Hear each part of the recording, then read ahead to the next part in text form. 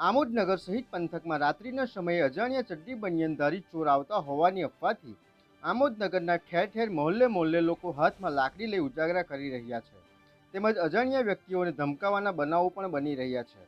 આ ઉપરાંત હાથમાં તીક્ષ્ણ હથિયાર લઈને યુવાનો મેઇન રોડ ઉપર પણ ફરતા જોવા મળી રહ્યા છે, જેથી Amod police inspector RV Karmatiya દ્વારા આમોદ તાલુકાના ગામના આગેવાનો તેમજ સરપંચોને સંબોધી લોકોને ખોટી અફવા નહીં ફેલાવવા જણાવ્યું હતું।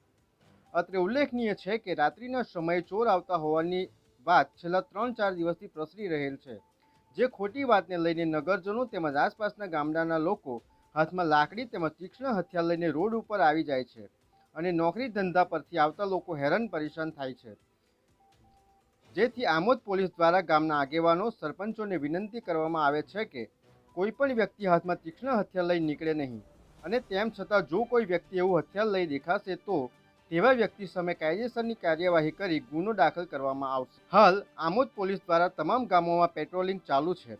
કોઈ ગામમાં કંઈક એવું લાગે તો તાત્કાલિક આમોદ પોલીસનો સંપર્ક કરવા જણાવ્યું। RB Karmatiya Amod police station વિસ્તારના પ્રજાજનો જો મારો એક નમ્ર સંદેશો છે।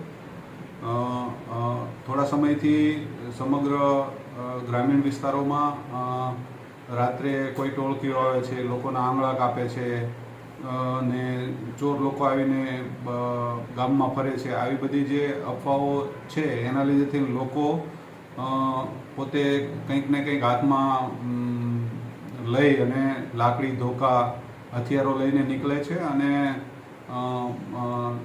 સામાન્ય લોકોને પણ પરેશાન કરતા હોય એવી ઘટનાઓ સામે આવી છે।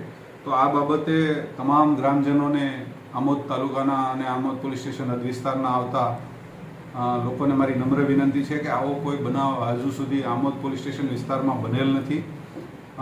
ખાસ કરીને જે લોકો કંઈ ને કંઈ હાથમાં હથિયારો લઈ, દાખલા તરીકે લાકડી ધોકા એવું લઈને નીકળી પડે છે, તો ખાસ કરીને કોઈ નિર્દોષ માણસો આવતા જતા હોય, વટે માર્ગો ધંધા રોજગારથી કંઈ ને કંઈ બહાર આવન જાવન કરતા હોય વાહનોની અંદર, તો એમને કોઈ પરેશાન ન કરે અને કોઈ એવું ગેરકાયદેસરનું કૃત્ય જણાઈ આવે તો આમોદ પોલીસ સ્ટેશનમાં અમારો સંપર્ક કરી શકે છે। અમારી ગાડી અને નાઇટ પેટ્રોલિંગની તમામ વ્યવસ્થા કરેલી છે।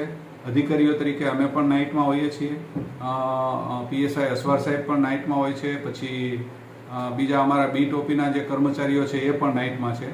ખાસ કરીને કાયદો હાથમાં નહીં લઈ પ્રજાજનોને નમ્ર વિનંતી છે કે પોલીસ સ્ટેશનમાં હથિયારો લઈને રોડ ઉપર આવી જાય છે તો જો એના તમામને સૂચના છે કે આવી પ્રકારની કોઈ પ્રવૃત્તિ ન કરે અને જો એવું કોઈ કરશે તો પછી એમના વિરુદ્ધ પોલીસ તરફથી કાયદેસરની કાર્યવાહી કરવામાં આવશે।